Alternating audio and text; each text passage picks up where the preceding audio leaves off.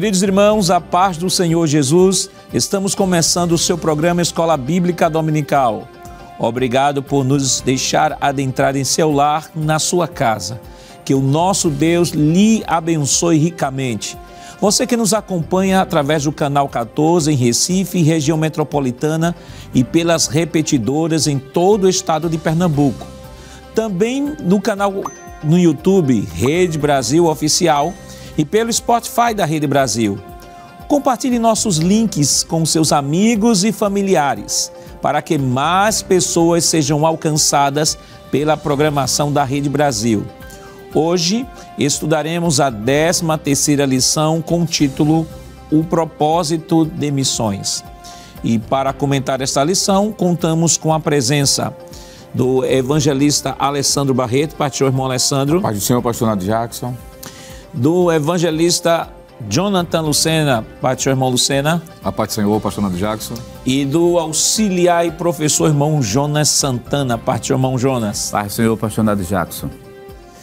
Nesta lição, estudaremos que o propósito da igreja neste mundo é o de proclamar a mensagem da salvação até Jesus voltar. Veremos que a palavra de Deus nos mostra que a missão da igreja envolve um propósito global. Elencaremos que, independentemente da língua, cultura e do contexto econômico, todas as pessoas no mundo devem conhecer a respeito de Jesus e de sua mensagem de salvação. Evangelista Alessandro, o senhor poderia ler, por favor, o texto áureo desta semana? Pois não, pastor. Diz assim: porque se anuncio o evangelho, não tenho de que me gloriar, pois me é imposta essa obrigação, e ai de mim se não anunciar o evangelho. Primeira carta aos Coríntios, capítulo 9, verso 16. Evangelista Lucena, qual a verdade prática desta semana? Pastor Nado Jackson, a verdade prática desta semana diz o seguinte: pregar o evangelho a toda criatura não é uma opção, mas uma imposição divina. Irmão Jonas, quais os objetivos da lição desta semana? Pois não, pastor. Essa lição tem dois objetivos. O primeiro, apontar o alvo da obra missionária. O segundo objetivo, conscientizar que cada cristão é responsável por essa missão. A leitura bíblica em classe de hoje está em Apocalipse, no capítulo 5, versículos 9 ao 14. Acompanhe conosco. E cantavam um novo cântico, dizendo: digno és de tomar o livro e de abrir os seus selos, porque foste morto e com teu sangue compraste para Deus homens de toda a tribo, e língua, e povo, e nação. E para o nosso Deus os fizestes reis e sacerdotes, e eles reinarão sobre a terra. E olhei e ouvi a voz de muitos anjos ao redor do trono, e dos animais, e dos anciãos. E era o número deles milhões de milhões, e milhares de milhares, que com grande voz diziam: digno é o Cordeiro que foi morto, de receber o poder, e riquezas, e sabedoria, e força, e honra, e glória, e ações de graças. E ouvi a toda criatura que está no céu, e na terra, e debaixo da terra, e que está no mar, e a todas as coisas que neles há, dizer: ao que está sentado sobre o trono, e ao Cordeiro, sejam dadas ações de graças, e honra, e glória, e poder para todo sempre. E os 4 animais diziam: Amém. E os 24 anciãos prostraram-se e adoravam ao que vive para todo sempre. Queridos irmãos, estamos iniciando o seu programa Escola Bíblica Dominical esta semana, estudando a 13ª lição, que tem como título O Propósito de Missões. Semana passada estivemos estudando a 12ª lição, que teve como título o modelo de missões da igreja em Antioquia. E naquela lição nós pudemos aprender a partir da igreja de Antioquia, o centro ou a base missionária da missão no mundo gentílico. Pudemos aprender não só um modelo bíblico do envio de missões, mas também todo o serviço, todo o desenvolvimento de missões da igreja no primeiro século. Esta semana nós estaremos estudando a lição 13, que tem como título O Propósito de Missões, e de um modo geral, a lição desta semana estará fazendo uma revisão, de todo o conteúdo que nós estudamos durante todo o trimestre. Mas antes de começarmos o nosso comentário, gostaria de apresentar aqui as obras que são lançamento da editora Berea. Nós queremos aqui anunciar a Fundamentação Bíblica da Evangelização, livro do autor Sóstenes Pereira. Este livro nós temos anunciado desde o início do nosso trimestre como material também de apoio para esta lição que estamos estudando. Também é uma obra de grande relevância dentro da evangelização na área de missões. Nós temos também a doutrina da criação do pastor Almir Caetano, ele também que é um professor de nossa instituição teológica, da nossa ESTEADEB. Aqui ele está escrevendo sobre a doutrina da criação, uma perspectiva científico-bíblica.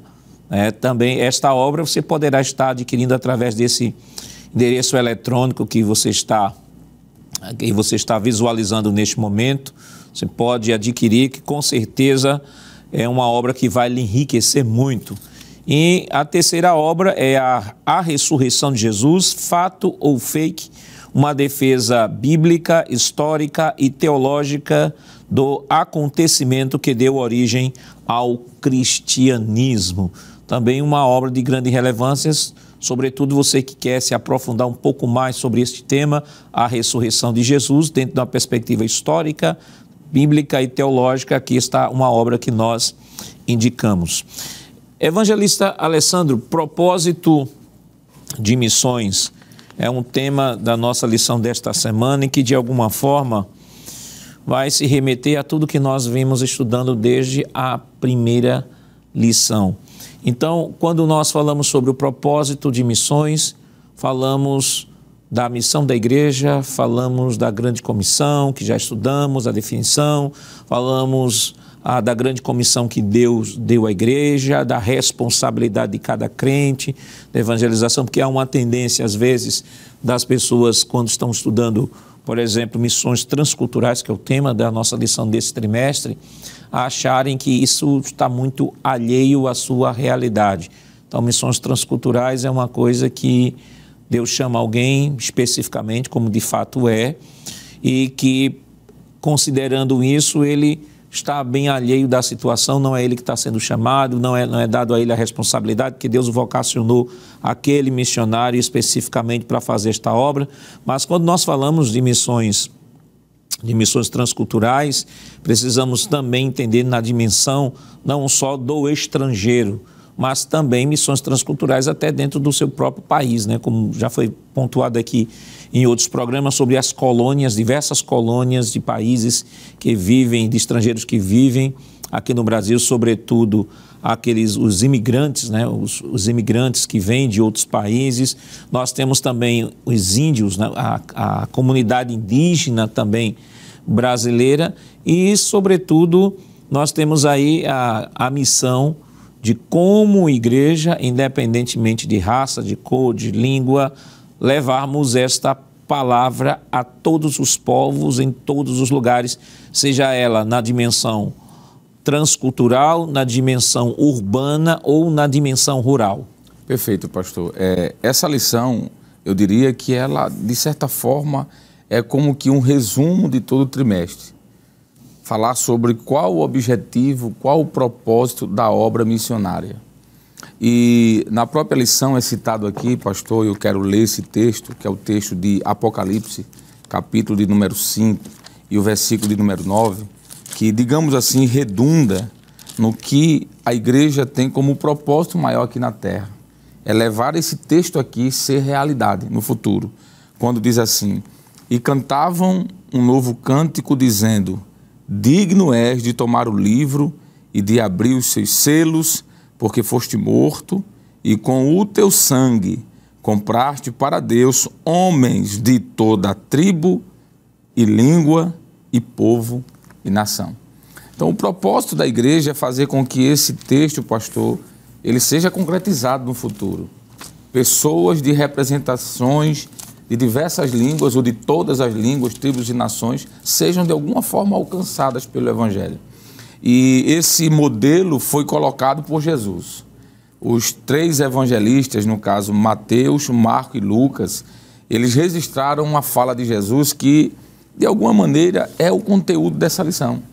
O de Mateus, por exemplo, capítulo 28, versículo de número muito conhecido da igreja, mas versículo 18 diz: E chegando Jesus, falou-lhes dizendo: É-me dado todo o poder no céu e na terra, portanto, olha o propósito de missões aqui: Ide, ensinai todas as nações, batizando-as em nome do Pai, do Filho e do Espírito Santo, ensinando-as a guardar todas as coisas que eu vos tenho mandado, e eis que estou convosco todos os dias até a consumação dos séculos. Então, o propósito de missão, ou da igreja, através da missão, ou das missões, que foram, eu colocaria até no plural aqui, de missões, porque existe a missão local, existe a missão transcultural, e aí por diante. Se baseia, pastor, quer dizer, nesses textos. Um outro texto muito conhecido é o texto de Lucas 16, a partir do versículo número 17, mas mais precisamente versículo 15. E disse-lhe Jesus: Ide por todo o mundo e pregai o evangelho a toda criatura.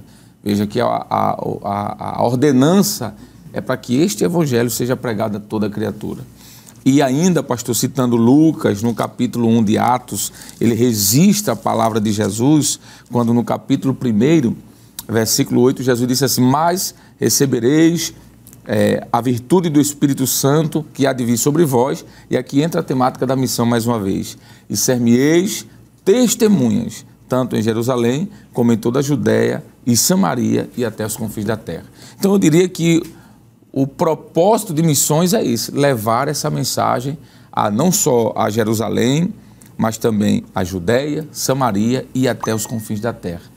Em outras palavras, quando a igreja faz isso, a igreja cumpre o seu mandado principal, a ordenança que foi dada principal, que é levar o evangelho aos perdidos. E o senhor falou esse texto de Apocalipse 5:9, e só relembrando, né, tá a leitura bíblica em classe, né, e cantavam um novo cântico dizendo: Digno és de tomar um livro e de abrir os seus selos, porque foste morto e com teu sangue compraste para Deus homens de toda tribo, língua e povo e nação.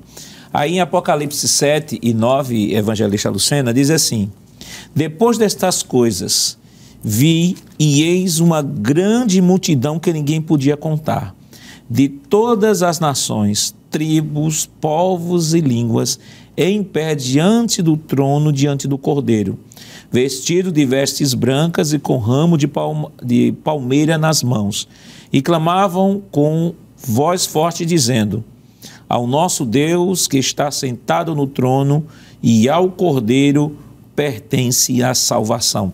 Então, aqui nós estamos, capítulo 7 de Apocalipse, versículo 9, está falando sobre a visão dos glorificados. Então, o evangelista falou aqui sobre o propósito da igreja. Aqui ele anuncia de que esse Cordeiro morreu para comprar para Deus homens de todas as tribos, língua, povo e nação. E aqui homens, vale destacar, está falando de homens, mulheres, crianças, que é o termo genérico. E já Apocalipse 7:9 diz assim: o propósito da igreja foi cumprido, tanto que a mesma terminologia usada lá em 5:9 é a mesma terminologia usada em 7:9, para dizer assim: a igreja recebeu a grande comissão, a igreja executou, o Espírito Santo esteve trabalhando, que a dinâmica do Espírito Santo no reino é uma coisa incomensurável, você não tem como mensurar, e Apocalipse 7:9 vai dizer assim: a igreja cumpriu o seu propósito. Perfeitamente, pastor. E quando nós juntamos essas duas referências, de alguma forma isso traz o resumo do que a Bíblia, de um modo geral, ensina sobre o papel, primeiro, da nação de Israel, como povo escolhido, não é, para trazer as nações à presença de Deus, e, consequentemente, o Novo Testamento, quando a igreja tem essa responsabilidade de transmitir a mensagem para as nações, saindo, não é, do seu conforto, vamos assim dizer, e saindo por todo mundo para pregar o Evangelho. Ou seja, tanto a referência do capítulo 5 como a do capítulo 7 mostra que o evangelho é direcionado a todas as pessoas, independente da sua nacionalidade, independente da sua raça, independente do espaço temporal. Isso é importante ser destacado, porque vai responder, por exemplo, eventualmente, alguém que ainda insistisse e perguntar por que devo evangelizar, não é? Por que devemos continuar pregando a palavra? Por que devemos, de fato, cumprir essa missão? E isso por uma razão muito óbvia, porque a Bíblia mostra de forma clara, partindo dessas referências, que é um resumo, e as demais, principalmente quando Paulo escreve aos Romanos, é que todas as pessoas precisam de salvação. Isso aponta para a necessidade geral de toda a raça humana. E é importante se destacar, aproveitar já que essa lição, eu vou usar a expressão que o evangelista Alessandro se utilizou, é um resumo do que tudo já foi abordado, de todos os ensinamentos práticos que foram aprendidos nas lições anteriores, mostrando de que há uma necessidade que é natural de todo ser humano. Todos precisam ser salvos. Paulo, quando escreve a sua epístola aos Romanos, no capítulo 3, versículo 23, ele vai dizer que todos estão destituídos, estão distantes da presença do Senhor. É uma realidade, o que é chamado de universalidade do pecado. Todo ser humano, depois da desobediência, da queda de Adão, que é o representante legal da raça humana, ele fez com que o pecado atingisse a todas as pessoas. Romanos capítulo 5 é um versículo bastante conhecido, mas é importante se destacar dentro dessa fala, quando ele diz no versículo 12, pelo que, como por um homem entrou o pecado no mundo, e pelo pecado a morte, assim também a morte passou a todos os homens, por isso que todos pecaram. Ainda nesse mesmo capítulo, versículo 19, ele diz, porque, como pela desobediência de um só homem, muitos foram feitos pecadores, assim, pela obediência de um, muitos serão feitos justos. Então, a realidade destacada também nessa lição aponta que há uma necessidade da igreja evangelizar, porque todos precisam de salvação. E é importante se destacar isso. Quem vive na prática da evangelização, pregando a palavra, junto com a campanha evangelizadora, nos trabalhos regulares da igreja, no seu testemunho pessoal, é capaz de se deparar aqui e acolá com alguém que se pense, né, isento da necessidade de ser salvo.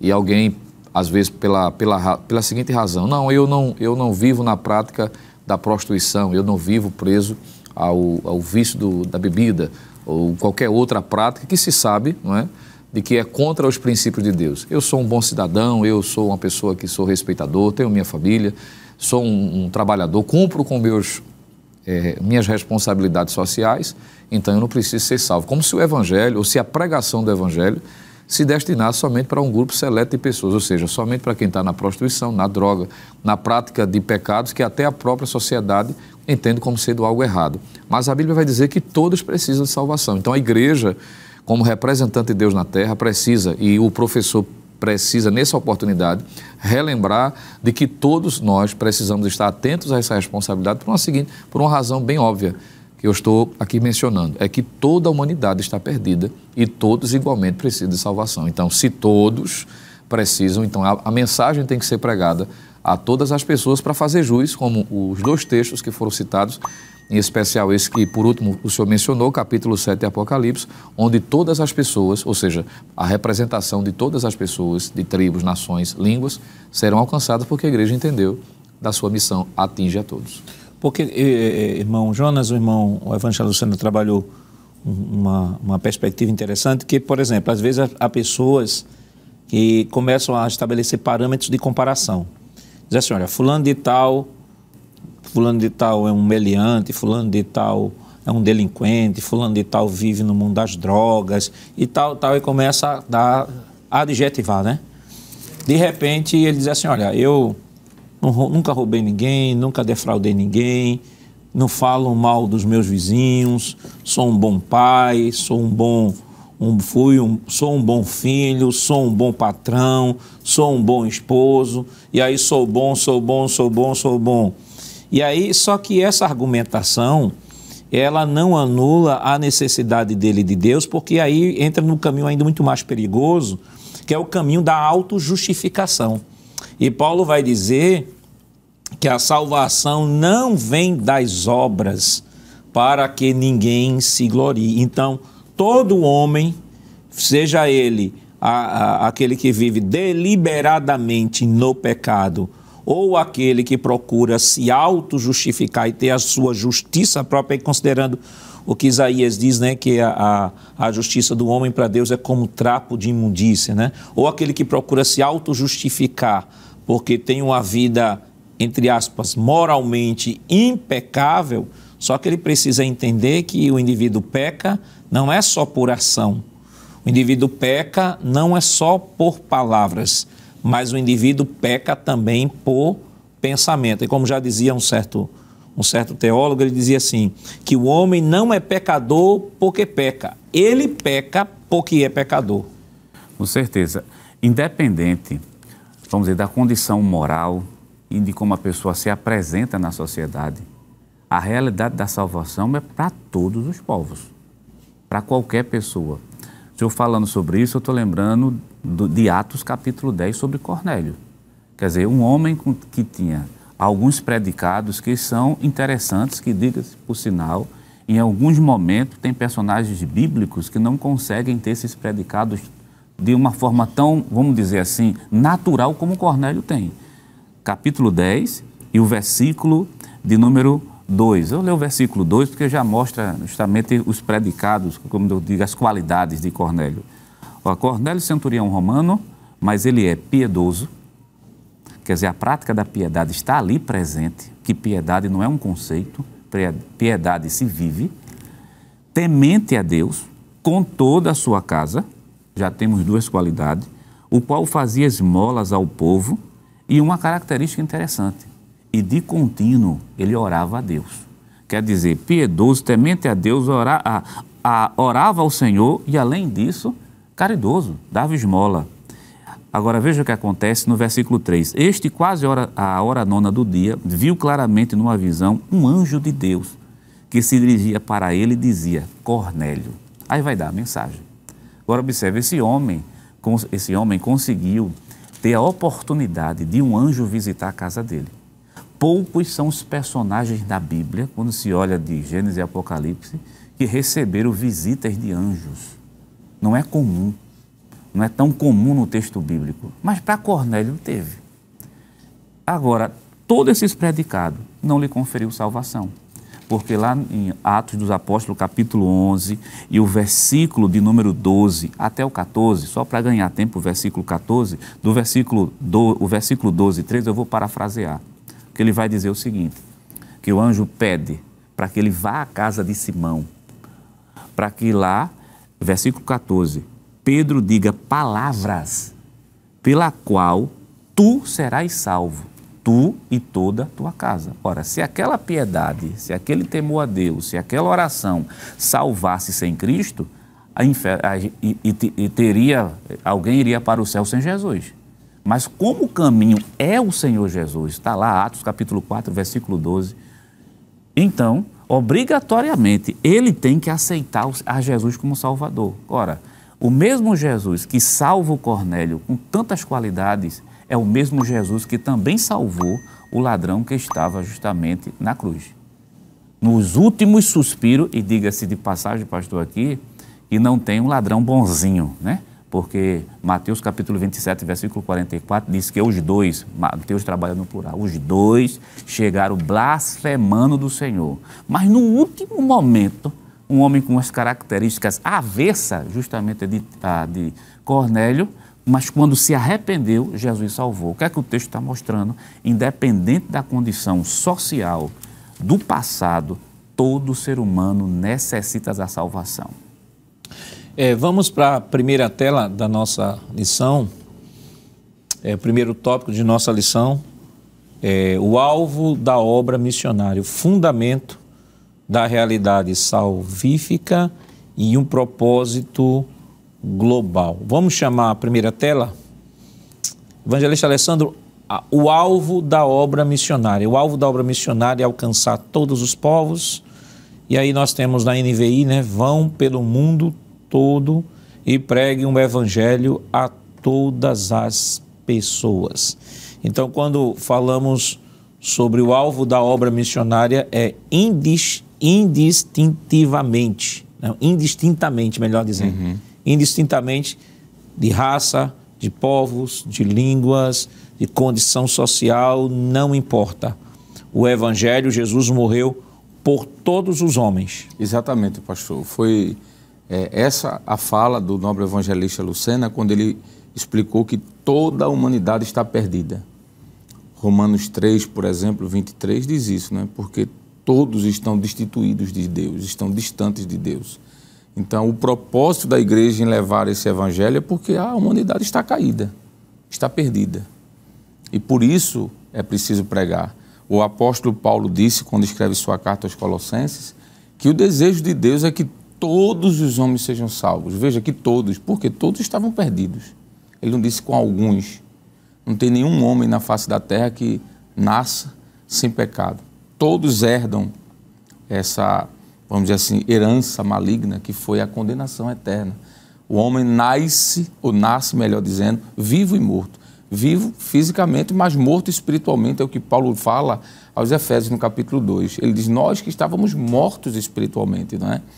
E como toda a humanidade está perdida, há essa missão a ser concluída, pastor. A igreja recebe do Senhor Jesus essa missão.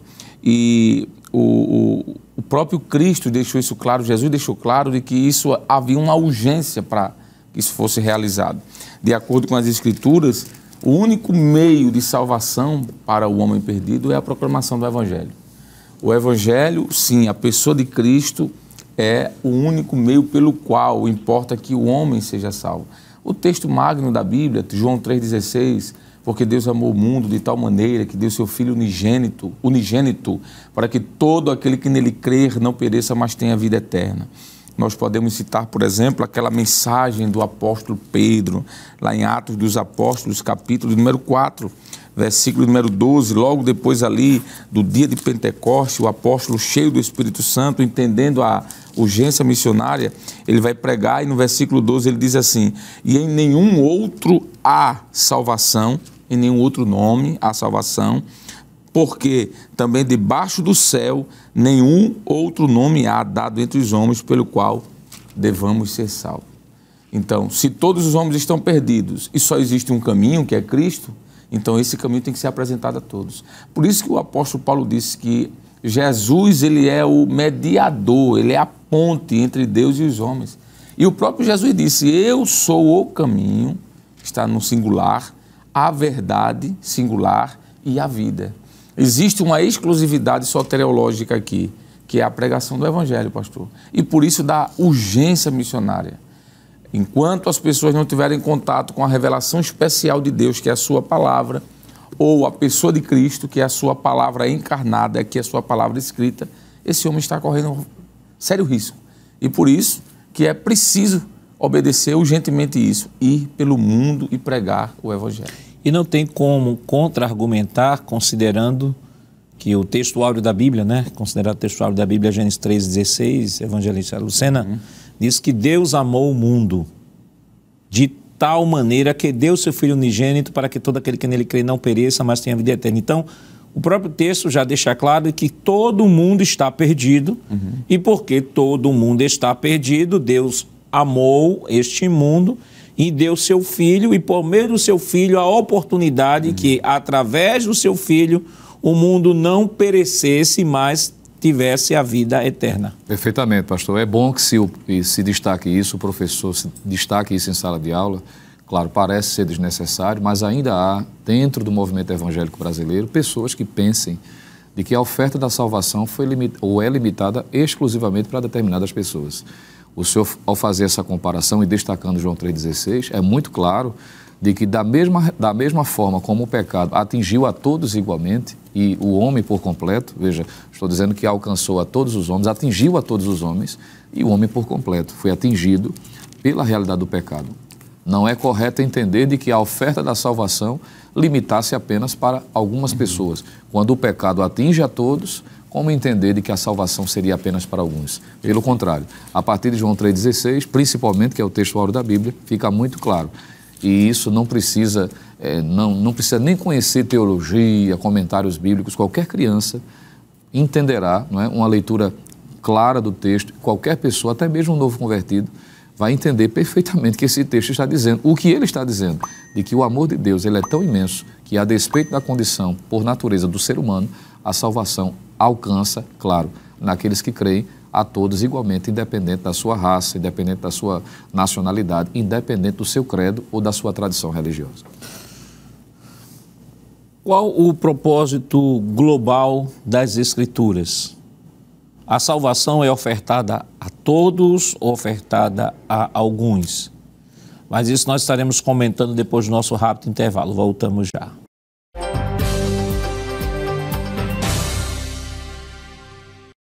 Queridos irmãos, estamos de volta em seu programa Escola Bíblica Dominical, nesta oportunidade estudando a 13ª lição, que tem como título O Propósito de Missões. E no bloco anterior nós estávamos comentando o primeiro tópico de nossa lição e ficamos de comentar o subtópico Um Propósito Global. E aí nós temos, evangelista Alessandro, dentro deste propósito global, que é o subtópico do tópico 1 da nossa lição, nós abrimos aí essa tela para a tarefa de alcançar os perdidos é urgentíssima. Mas antes da gente comentar isso aí, eu queria que o senhor colocasse o seguinte: hoje há uma tendência, quando se fala de salvação, se tem duas grandes tendências.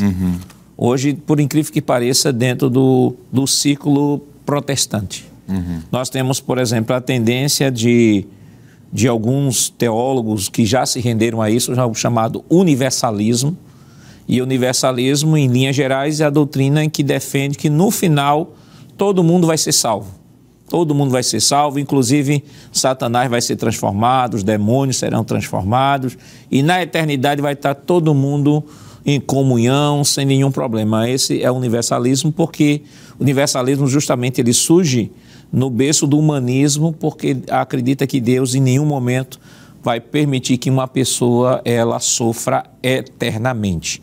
Então, a solução para essa situação é dizer assim: todos serão salvos, inclusive até Satanás e os demônios, etc. Essa aí.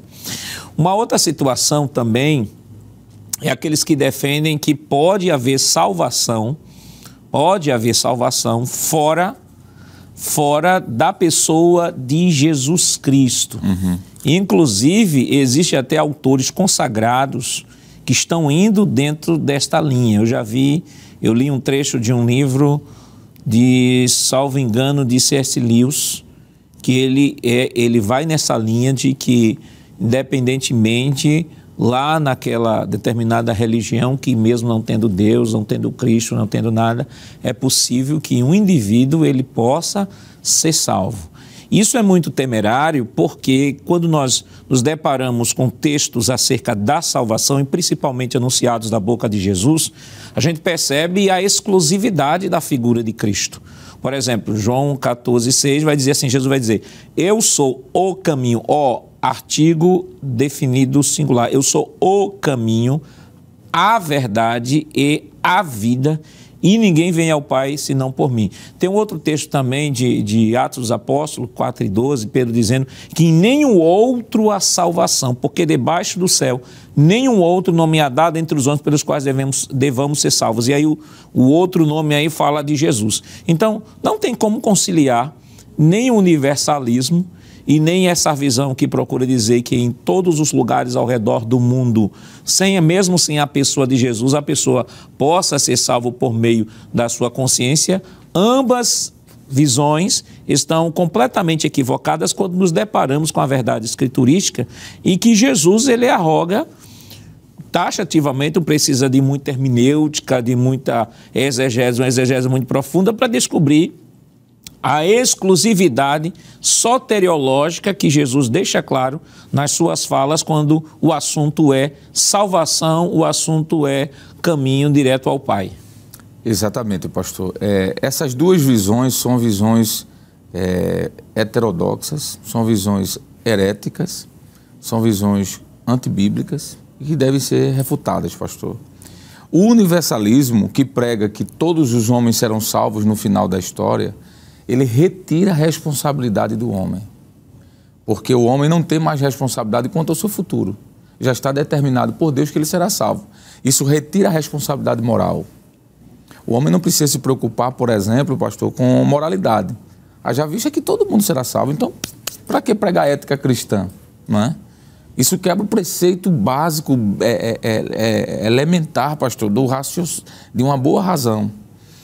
Dizer que todos serão salvos, por exemplo, o que fazer com textos quando Jesus disse assim: aquele que crê em mim, negue-se a si mesmo, tome a sua cruz de cada dia e me siga. O que fazer de textos como esse? Ora, não precisava Jesus dizer isso, se todos um dia serão salvos. Já a outra visão, que é a visão de que há possibilidade de salvação sem necessariamente ser com a pessoa de Cristo, o senhor citou dois textos clássicos, o texto de Romanos 10, quer dizer, João 10, e o texto de Atos, João 14, 6, obrigado, e Atos 4 e 12. Mas há um outro texto, que é o texto da primeira carta que Paulo escreve a Timóteo, capítulo 2, versículo 5, que ele diz: porque há um só Deus e um só mediador entre Deus e os homens. Aí ele diz, a saber, Jesus Cristo, homem. Veja que Jesus falou sobre isso, a salvação exclusivamente nele. Pedro falou sobre isso, a salvação exclusivamente no nome de Jesus, e Paulo. Ora, se eu tenho Jesus, Pedro e Paulo, eu acho que não precisa mais nada, explicar mais nada aqui não sobre isso. Porque, pastor, veja bem, se eu digo que a salvação pode ser alcançada através de uma contemplação do cosmo, ou na minha própria razoabilidade pensando em um Deus, e não pela exposição das Escrituras, para que fazer obra missionária, pastor? Para que investir em missões? Eu achei muito propícia a forma como foi colocada aqui. Urgentíssima. É urgentíssima porque o mundo está perdido, pastor. E quanto mais demorar, pior vai ficar para as pessoas que não têm a Cristo. Enquanto o senhor estava dizendo sobre isso, eu estava pensando um outro versículo que desmonta essa ideia de que alguém pode ser salvo pela contemplação. O que Paulo escreveu aos Coríntios no capítulo 9? Ele diz, olha, a criação está aí, não é para justificar ninguém. Paulo diz isso. A criação está aí para condenar, mostrar que o homem está condenado. Inclusive, ele diz o seguinte, o apóstolo Paulo, vamos ler o texto porque eu acho que fica mais seguro, não é? Capítulo 1, versículo 19. Primeiro, no versículo 16, ele diz, porque não me envergonho do evangelho de Cristo, pois é poder de Deus para a salvação de todo aquele que nele crê. Veja que a salvação está ligada ao crer. Alguém tem que crer. E para crer, tem que ser apresentado o evangelho. Paulo vai dizer que o crer vem pelo ouvir, não é isso? Isso. E ouvir a palavra de Deus. Então, veja bem.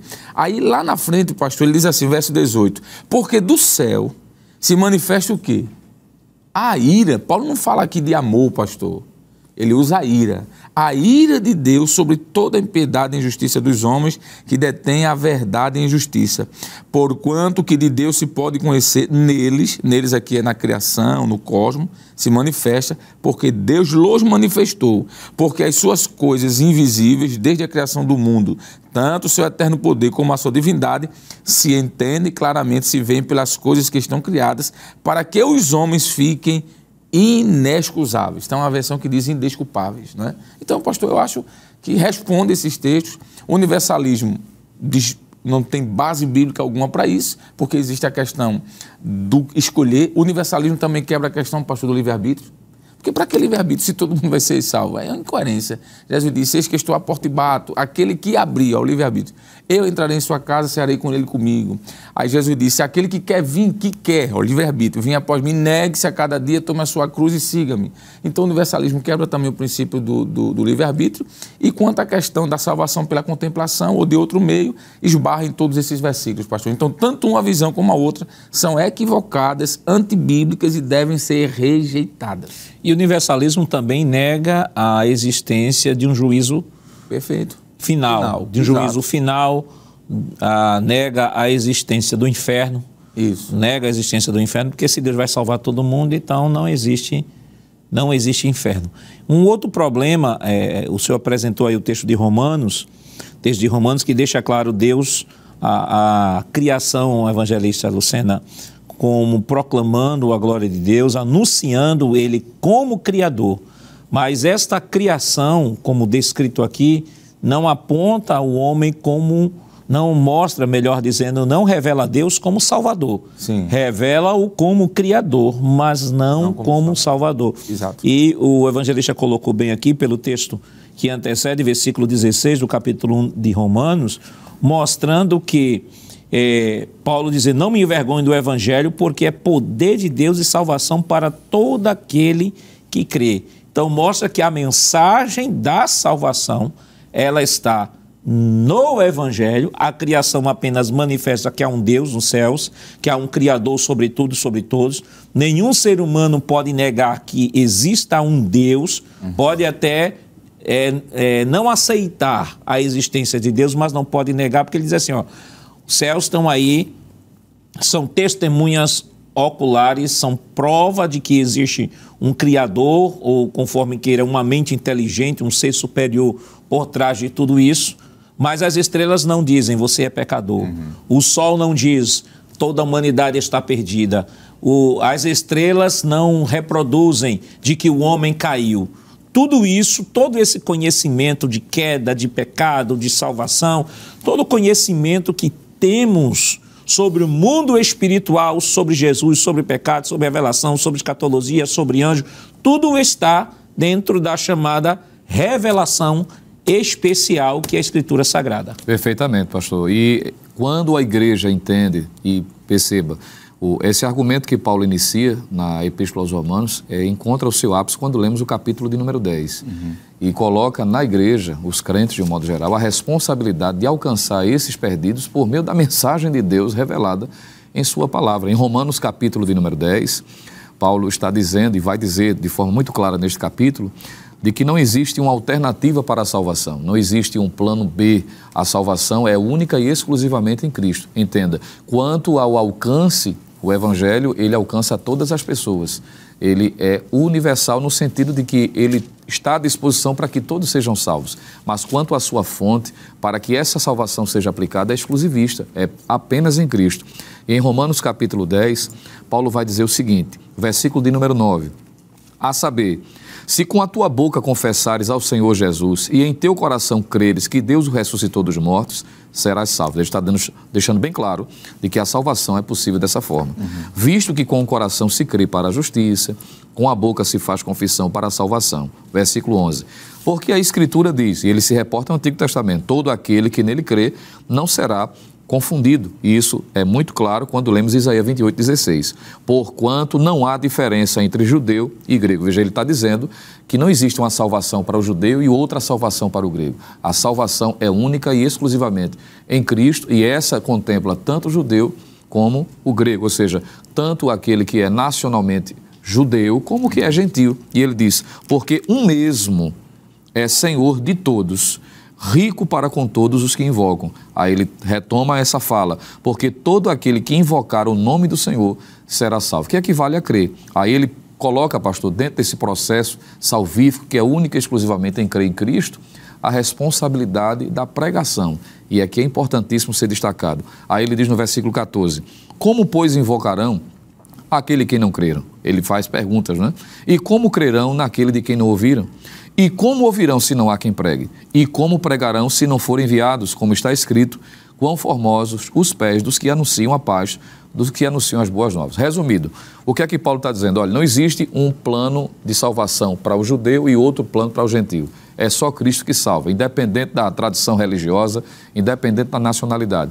E a condição da salvação é crer. Todo aquele que invocar o nome do Senhor será salvo. Aí ele coloca a responsabilidade de quem prega nesse processo salvífico. Não porque a pessoa salve, mas porque a mensagem da salvação vá de chegar nas pessoas por meio da pregação do Evangelho. Aí ele faz essas perguntas. Como ouvirão? Como invocarão em quem não ouviram? Como ouvirão se não há quem pregue? E como pregarão se não forem enviados? Veja que ele está mostrando que nesse processo, quando se é respeitado, quando a pessoa se predispõe a estar de serviço de Deus e sai com autorização, não é? Debaixo da autorização de Deus, da igreja local, no que diz respeito ao trabalho missionário transcultural, como vimos a semana passada, ele anuncia a pregação alcança o coração das pessoas, quem abrir o coração vai crer e ao crer será salvo. Então não existe possibilidade de uma alternativa diferente a não ser a salvação por meio de Cristo. E o que é importante, e aqui finalizo minha fala, é que nesse processo salvador, que só Cristo salva, nós exercemos um papel muito importante.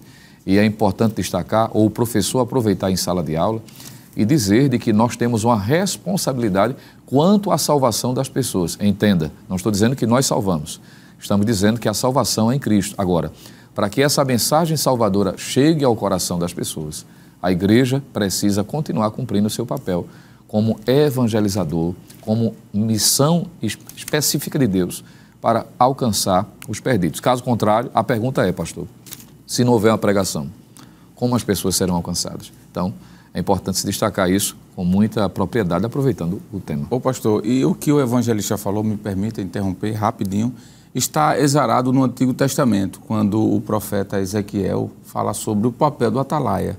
Ele diz, olha, se você souber que o ímpio vai morrer e você não avisar, o Senhor cobrará o sangue da sua vida. Perfeito. Não é assim?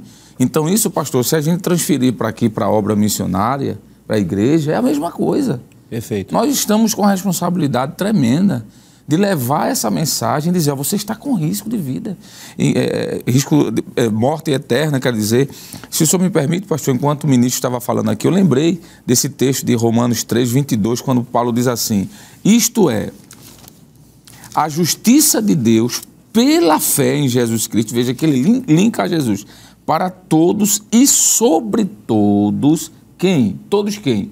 Os que creem.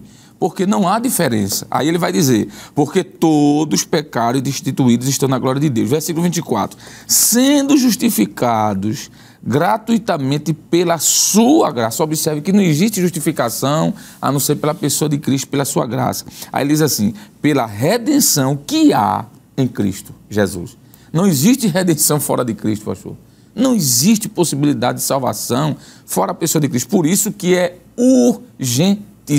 E aqui eu quero voltar ao quadro que eu acho que foi muito propício essa fala. É urgente, é para ontem, não é para amanhã, é para ontem.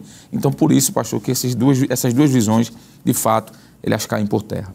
Em síntese, irmão Jonas, ninguém será salvo no sentido universal, ou seja, todo mundo vai ser salvo e não existirá inferno nem condenação, até Satanás vai ser salvo. O universalismo já foi mostrado aqui, que não tem sustentação bíblica. Segundo lugar, ninguém vai ser salvo por contemplação, porque os céus proclamam a glória de Deus, o firmamento anuncia as obras de suas mãos, mas não declaram que as pessoas são pecadoras. E uma outra questão que foi tocada aqui, ninguém também será salvo pela lei, vai ser salvo exclusivamente pela fé. E isso a gente vem estudando ao longo desse trimestre, quando falamos sobre Abraão, que Deus anunciou o evangelho primeiro a Abraão, depois o escritor aos Hebreus vai dizer que Deus também anunciou o evangelho àqueles que estavam no deserto, mas eles não creram, mas nós que cremos, nós já entramos no seu descanso. Então mostra que, de maneira universal e dentro de uma linha histórica, a metodologia da revelação de Deus e o método salvífico sempre esteve dentro da mesma perspectiva, sempre foi pela fé, sempre foi no conhecimento da revelação de Deus, e que fora as Escrituras e a pessoa de Jesus Cristo, não há possibilidade alguma do homem ser salvo. Com certeza, falando sobre esse assunto, eu acredito que deve sair a argumentação por inferência de Lucas capítulo 16, que fala da história do rico e Lázaro. Já no finalzinho da história, eu estou falando história porque tem algumas bíblias que ainda conservam o subtítulo, né, parábola, né? Mas a história do rico e Lázaro é justamente no capítulo 16 e versículo 27, quando o rico diz assim, rogo-te, pois, ó Pai, que eu mandes à casa de meu pai, pois temos 5 irmãos, para que ele dê testemunho, a fim de que não venha também para este lugar de tormenta. O versículo 29 diz, disse-lhe Abraão, eles têm Moisés e os profetas. E outra, ouçam eles. Quer dizer, a responsabilidade que está sobre nós de pregar o evangelho é bíblico. E a responsabilidade do homem que ouviu a palavra, de Deus, em aceitar. Quer dizer, e no final dessa parábola, o próprio Abraão vai dizer, olha, é impossível sair daqui para lá, filho. E não tem como ir lá para cá, não. Eles têm. Quando ele está falando Moisés e os profetas, assim, o texto bíblico está lá em cima. Deixa eu parafrasear. O texto bíblico está lá em cima, outras palavras, né? A revelação especial de Deus está lá em cima. Então, é por meio dessa revelação especial de Deus, que está exarada aqui no texto bíblico, que o homem tem conhecimento do seu Salvador. Caso contrário, pastor, não existe outro caminho, meu termo. Se existisse outro caminho, eu sempre peço para quem é universalista ou acha que tem outro caminho fora de Jesus, ele disse, olha, se existe outro caminho, o que é que o anjo foi fazer na casa de Cornélio? Porque só os predicados dele, entre aspas, salvaria. Mas disse, não, vai procurar Pedro, porque ele tem a palavra. Ou melhor, em vez de que é colocado no plural, palavras, quer dizer, Pedro prega, ele se converte e imediatamente tem um batismo com o Espírito Santo. Então, o caminho é Cristo e é isso que o professor da Escola Dominical tem que deixar muito claro, e a revelação especial está aqui respaldada na Bíblia, na Palavra de Deus. E não haveria sentido, né? Se a salvação fosse possível a todas as pessoas sem a pessoa de Cristo, então não teria sentido a Escritura. Paulo diz assim que tudo quanto foi escrito, Paulo vai dizer em 15:4 de Romanos, ministro, tudo quanto foi escrito para nosso ensino foi escrito para que pela consolação das Escrituras tenhamos esperança. Então, tudo que está escrito para nosso ensino foi escrito. Então, não teria sentido nenhum se um indivíduo, sem muito esforço, só pela contemplação da natureza ou pelo exercício de sua consciência, obtivesse a salvação, Deus ter mandado seu filho morrer na cruz, porque essa salvação estaria completamente separada da figura do Senhor Jesus Cristo. Então não teria sentido nenhum, nem a palavra, nem Cristo ter morrido, nem ressuscitado. O homem, na verdade, não teria pecado, porque qual é a consciência de pecado? Você pecou contra quem? Se de repente o indivíduo pode, por sua consciência e pela contemplação, obter essa salvação. E quando se fala de salvação, já se pressupõe pecado. Baseado em que moralidade? Isso. Baseado em que... Porque o nosso Deus é um Deus moral. Né? E baseado em que moralidade ia se definir o que é pecado ou não. Então, fica uma coisa muito sem sentido. E não passa, pastor, no crivo escriturístico de muitos textos, porque quando Paulo escreve aos Efésios, por exemplo, capítulo 2, ele diz que o homem não é salvo por suas obras, ele é salvo pela graça. A graça dele. Pela misericórdia de Deus, mas para que ele conheça essa graça, alguém tem que pregar. Tanto é que no capítulo 1 de Romanos, versículo 14, Paulo diz, eu sou devedor. Veja a expressão que Paulo usa, eu sou devedor tanto a grego como a gentil, como a judeu, quero dizer, não é? Eu sou devedor, ele se sentia com débito a pagar, e esse débito era proclamando a palavra. Tanto é que no capítulo 9, um texto muito conhecido aí, o capítulo 9 de primeira carta de Paulo aos Coríntios, versículo 16. Veja o que é que Paulo diz aqui. Isso aqui é fantástico. Ele diz assim, porque se anuncio o evangelho, não tenho do que me gloriar. Por quê, Paulo? Aí ele diz assim, porque é me imposta... Olha aqui, não é uma opção, pastor, pregar o evangelho. Me imposta essa obrigação. É uma obrigação pregar.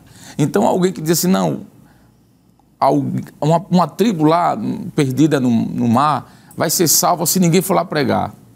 E o que Paulo está dizendo aqui, essa obrigação aqui? Como é que se resolve isso aqui? E depois ele disse, e ai de mim, aqui é onde é mais forte, né? Se não anunciar o evangelho, pastor. Se o senhor me permite, eu queria dizer o seguinte, porque alguém que está nos assistindo pode dizer assim, esses irmãos aí, o pastor Nadiax, os demais aí, estão sendo muito radicais. Espera aí, pelo minutinho só, veja bem. Eu creio, pastor, que muitas pessoas, no mundo islâmico, por exemplo, em tribos indígenas, em círculos religiosos não alcançados, eles podem ter a experiência que Paulo teve. Qual foi a experiência que Paulo teve? O próprio Jesus, em uma visão, disse que Paulo teve uma visão no caminho de Damasco, uma visão. Ele escutou a voz, ele teve a visão, Jesus falou para ele. Então eu creio, à luz do que Paulo experimentou, pastor, e o de que a história da igreja mostra, que muitas pessoas podem ter essa experiência religiosa dentro do seu quarto, dentro do seu âmbito de trabalho. E por que não? Jesus só fez com Paulo? Paulo é o protótipo, Paulo é o modelo. Então eu creio, pastor, que muitas pessoas podem ter esse contato com Jesus, mas Jesus esteve lá de alguma forma. Eu creio que alguém pode ter o contato com a revelação através de um sonho, uma mensagem que ouviu, uma música, e através daquilo o Espírito Santo foi lá, que ele é quem convence o homem, mas de alguma forma, ou Cristo ou a palavra foi anunciado. Mas sem isso, pastor, não passa no crivo das Escrituras.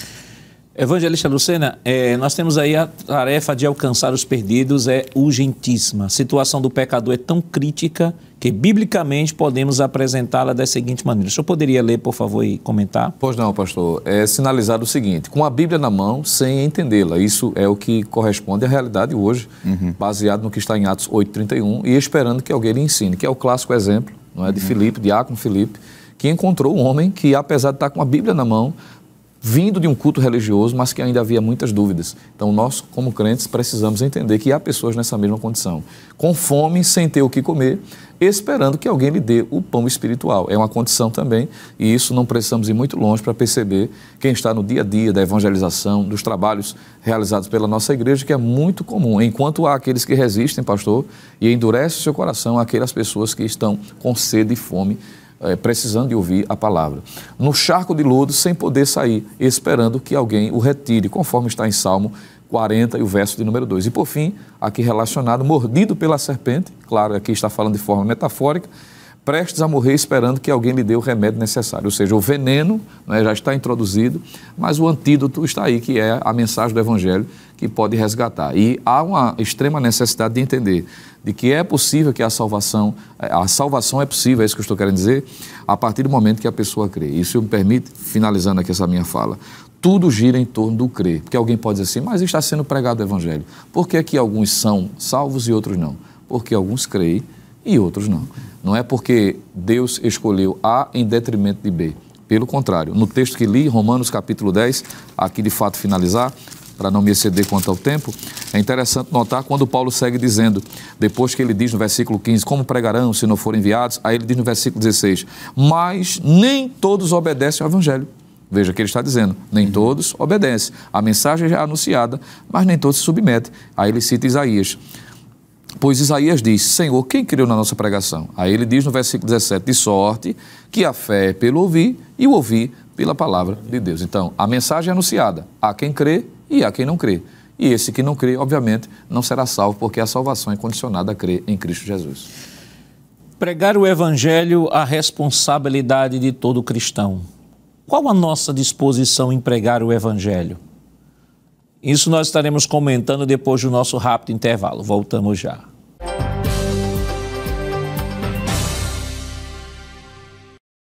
Queridos irmãos, estamos de volta para o último bloco de seu programa Escola Bíblica Dominical. Esta semana estudando a 13ª lição, que tem como título O Propósito de Missões. E ficamos agora de comentar o segundo tópico de nossa lição, que tem como título Pregar o Evangelho, a responsabilidade de todo o cristão. E aí a pergunta, qual é a nossa disposição? Pois me é imposta essa obrigação. Eu gostaria de chamar a próxima tela, por favor.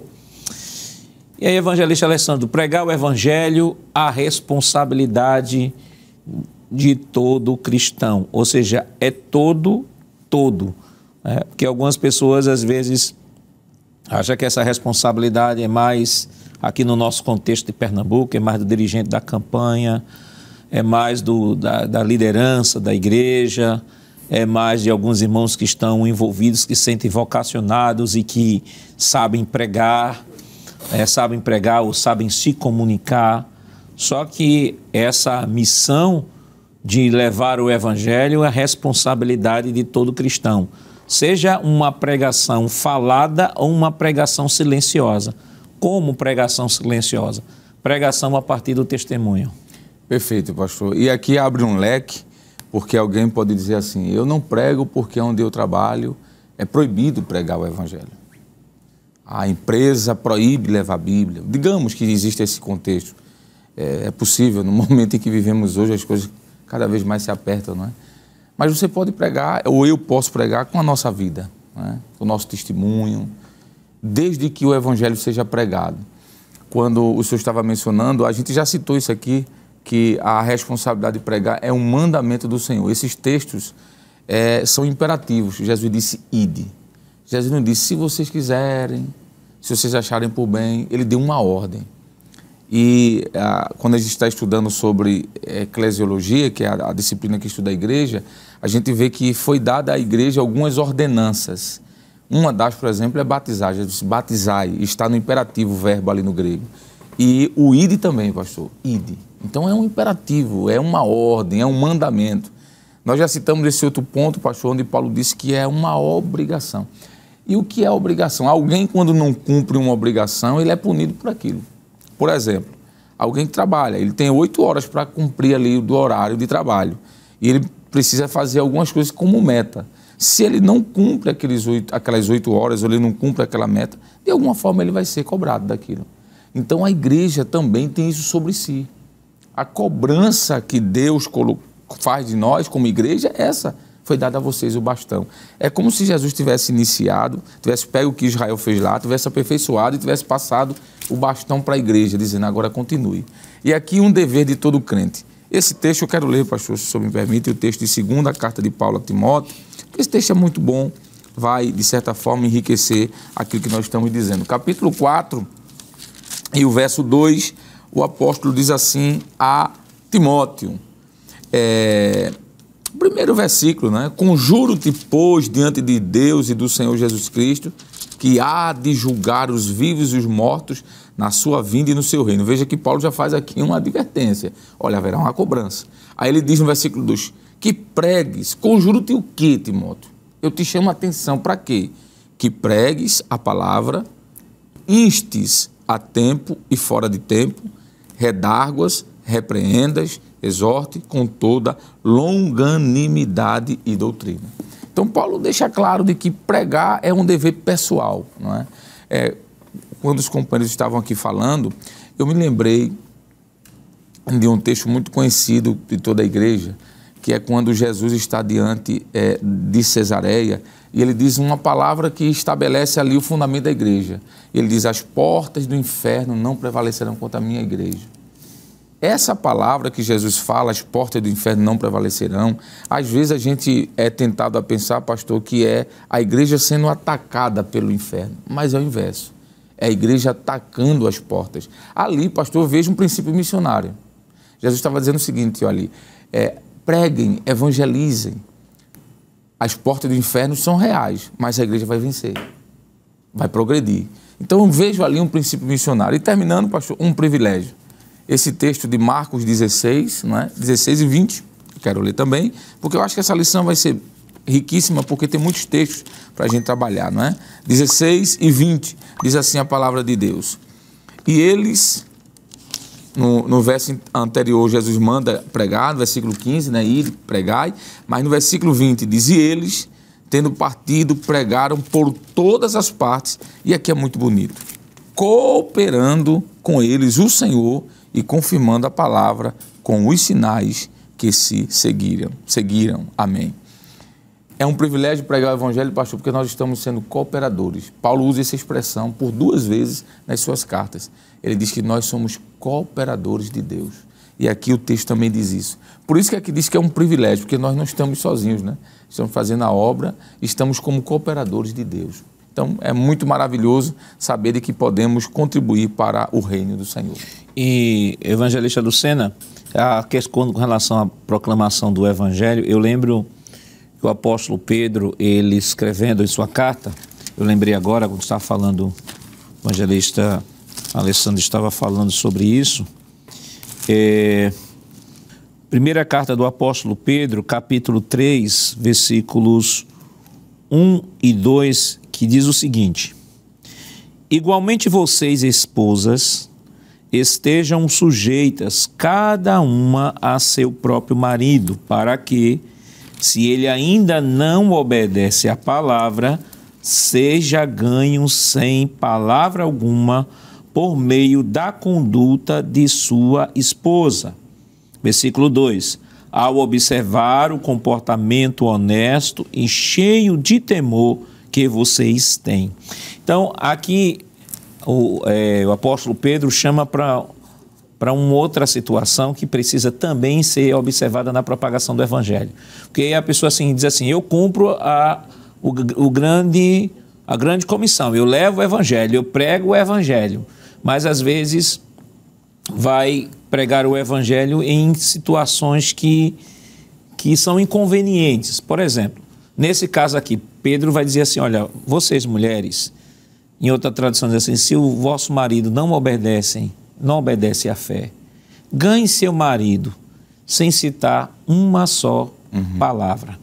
E aí o que é que a gente observa é que no universo aí do mundo existem às vezes esposas que ainda não conseguiram ganhar o seu marido para Jesus, porque ao invés de pregarem silenciosamente, às vezes vai naquela afronta, né?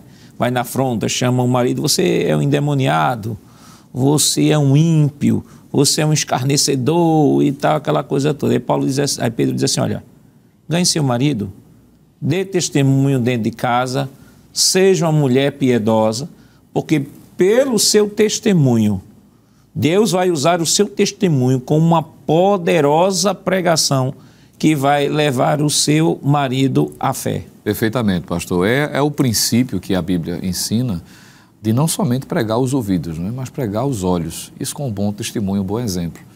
E infelizmente há algumas mulheres, isso é um fato, de que em razão dessa insensibilidade, elas no lugar de transmitirem a mensagem através do bom testemunho, do exemplo, da paciência, que é comum para uma mulher cujo marido ainda não é crente, no lugar disso provocar. Não é? E a Bíblia diz que a palavra branda, ela é melhor porque ela alivia o furor.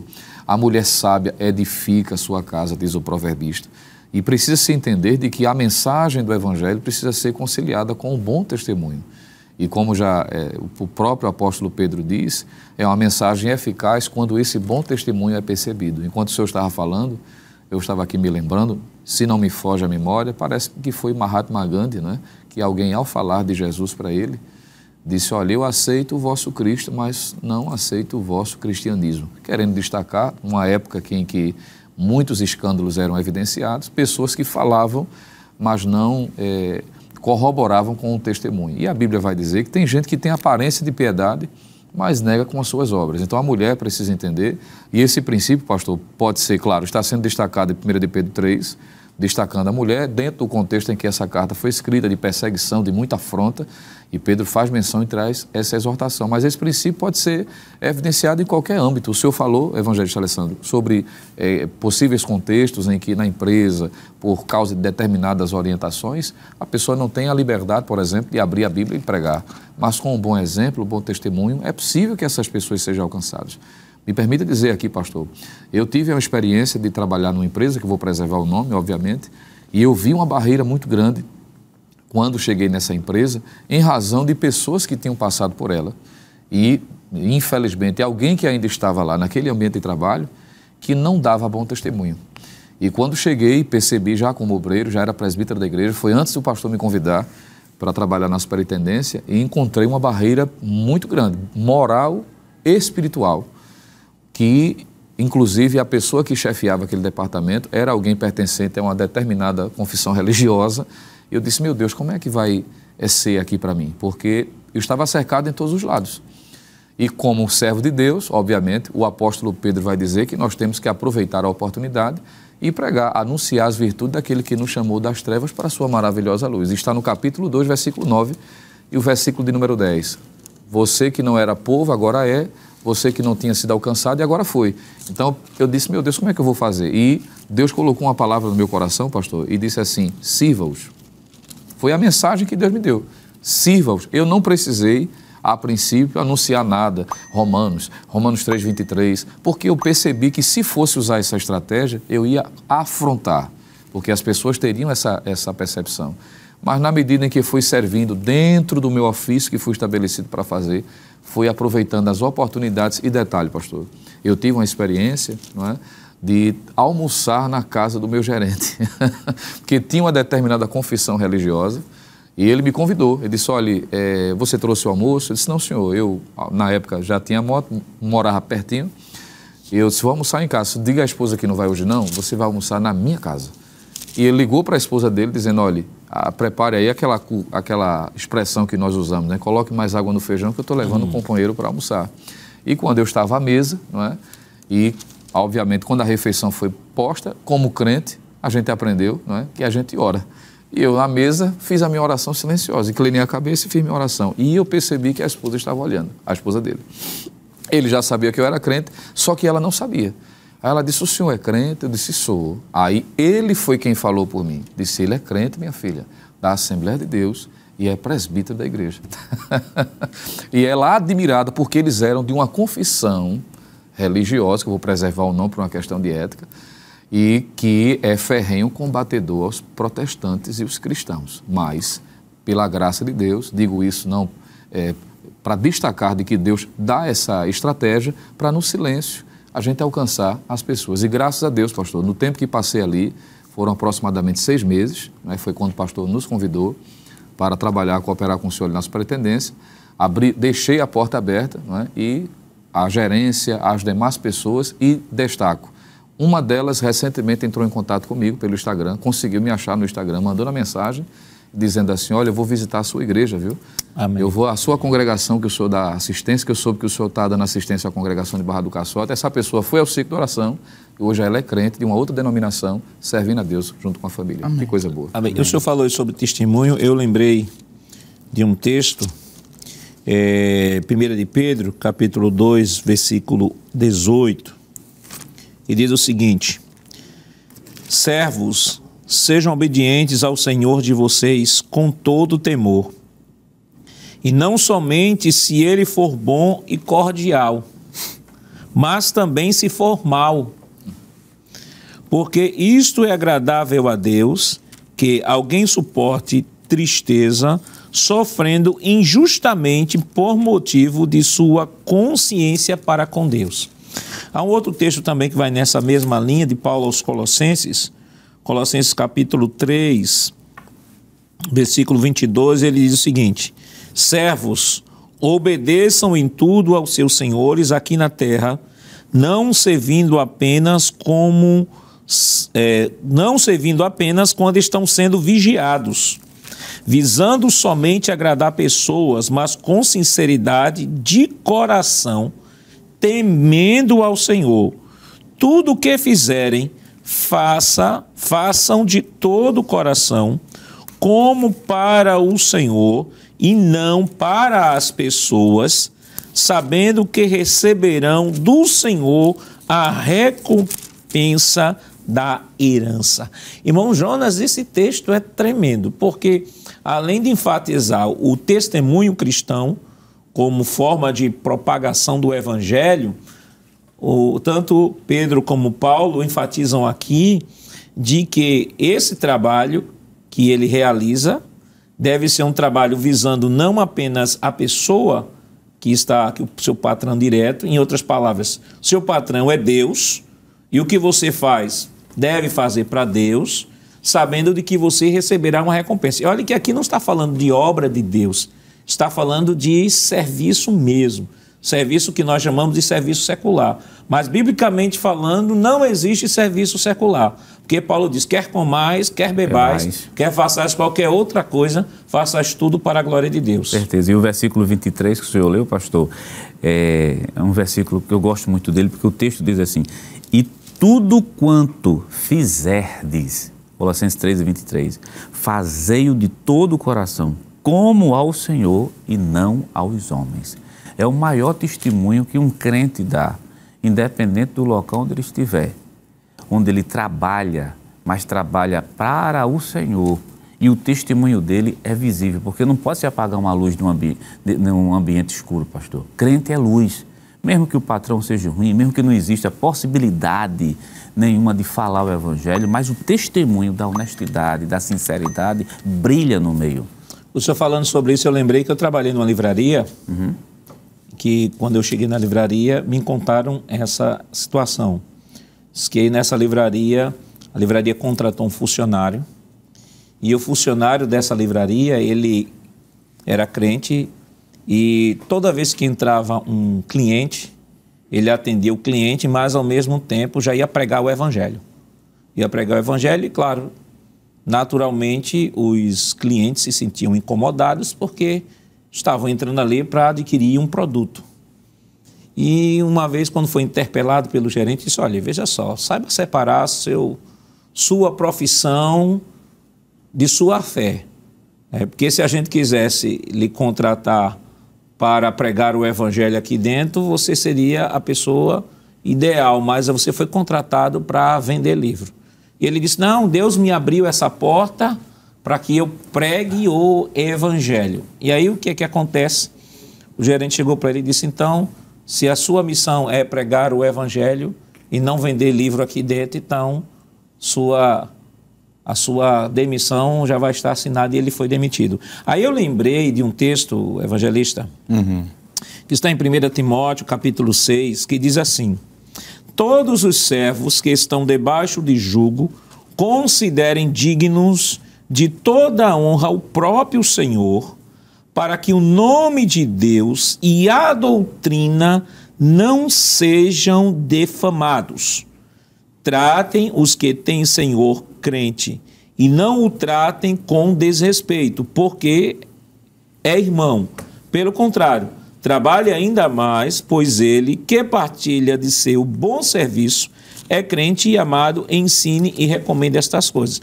Em outras palavras, aqui Paulo está dizendo assim: olha, você deve trabalhar de tal forma e ser um exemplo em sua empresa que você não venha a difamar o nome de Deus e a doutrina. Então, mesmo, por exemplo, em um ambiente como já foi descrito aqui, onde não se permite, um ambiente comercial, você está numa empresa e tal, e não se permite, a ferramenta mais poderosa que nós podemos utilizar para a propagação do evangelho sempre será o nosso testemunho. Sem sombra de dúvida, pastor. Eu acho que quem pensa diferente disso interpreta mal o texto que Paulo escreveu a Timóteo. A gente já até leu aqui, segunda carta de Paulo a Timóteo, capítulo 4, versículo 2, quando diz que pregues a palavra em tempo e fora de tempo. Alguém pode interpretar isso aqui e achar que eu tenho que pregar a palavra em todos os momentos, inclusive no momento de trabalho, como o senhor citou. Só que alguém que lê esse texto esquece de ler Eclesiastes 3, quando diz que há tempo de falar e tempo de ficar calado. Eu acho que é óbvio que tudo tem que ter seu limite, inclusive para pregar o evangelho. Paulo disse: eu me fiz de judeu para com judeu, de grego para com grego, de romano para com romano. Isso é estratégia. Se a gente quer pregar o evangelho e devemos pregar, há um momento do almoço em que os colegas de trabalho vão estar ali, numa parada de ônibus, não é? Mas não em todos os momentos. Quando o senhor citou esse exemplo aí, eu lembrei de algo que eu passei também parecido com isso, não é? Há um versículo que, enquanto vocês estavam falando, também me veio na mente, pastor, que eu acho que a gente precisa citá-lo. É o texto de primeira carta de Paulo, a primeira carta de Pedro, desculpe-me dizer, capítulo 2, versículo 9, quando ele diz assim: mas vós sois a geração eleita, o sacerdócio real, a nação santa, povo adquirido, para quê? Aí o texto diz: para que eu sou isso? Inclusive, essas expressões que ele utiliza são expressões apontando para o próprio Israel, né?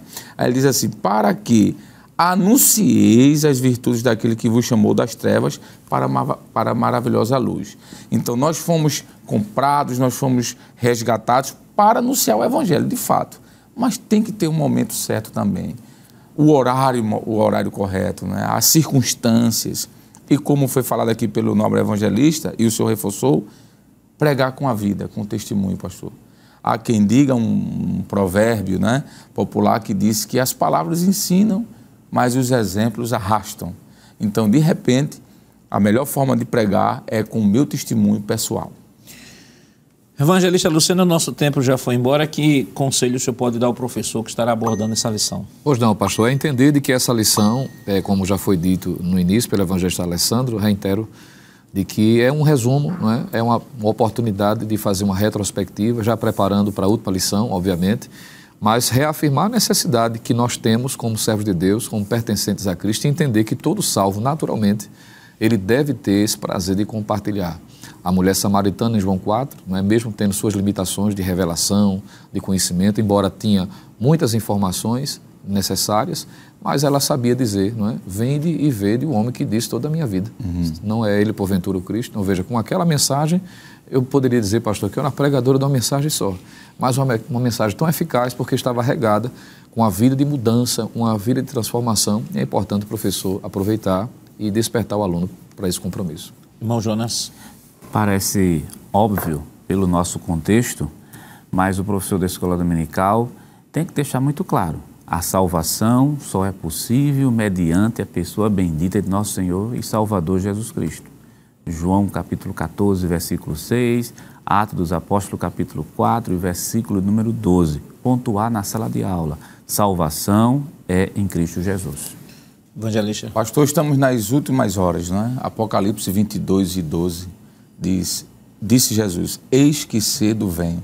Então estamos nas últimas horas, devemos aproveitar e pregar o Evangelho, porque o desejo de Deus é que todos os homens venham ao pleno conhecimento da verdade e sejam salvos. Que Deus continue lhe abençoando em nome de Jesus. Queridos irmãos, depois de uma lição tão maravilhosa, vamos orar ao Senhor. Evangelista Luceno, o senhor poderia nos dar honra? Pois não, pastor, vamos orar. Querido Deus, Pai amado, em nome de Jesus, queremos te louvar pela oportunidade feliz, Senhor, de juntos aprendermos mais da tua santa palavra, subordinados a este tema de tão importância, Senhor, para nós, como os teus servos. Continua ajudando a cada um dos teus filhos professores, que serão instrumentos nas tuas mãos para o despertamento, Senhor, dos alunos, para a necessidade de continuarmos pregando a Tua Palavra com alegria e dedicação. Permanece abençoando a nossa igreja, que tem tido esta visão bíblica, Senhor, do alcance às pessoas ainda não alcançadas, não evangélicas. Continua salvando, abençoando cada vez mais ao nosso pastor presidente, pastor Ailton José Alves, a cada um dos Teus filhos que lhe auxiliam, o vice-presidente da igreja, o pastor Samuel de Oliveira, a superintendência das escolas bíblicas dominicais. Continua abençoando a cada um dos integrantes, aos Teus filhos que cooperam, Senhor, à frente deste grande trabalho. Permanece abençoando, é o que nós estamos te pedindo e te agradecendo no nome de Jesus. Amém. Chegamos ao final do programa de hoje. Nesta ocasião, estudamos a penúltima lição com o tema O Propósito de Missões. Na próxima semana, encerraremos o 4º trimestre de 2023, estudando a lição 14 com o título Missões e a Volta do Senhor Jesus. O programa Escola Bíblica Dominical vai ao ar na TV toda sexta-feira, às 21h30 e no sábado, às 16 horas. Também está disponível no formato de podcast no Spotify e em nosso canal no YouTube, Rede Brasil Oficial. Se inscreva, ative o sininho e compartilhe nossa programação. Obrigado por sua audiência e até o próximo programa. Que a graça do nosso Senhor Jesus Cristo, o amor de Deus nosso Pai, a comunhão do seu Santo Espírito estejam com todos hoje e para todos sempre. Amém.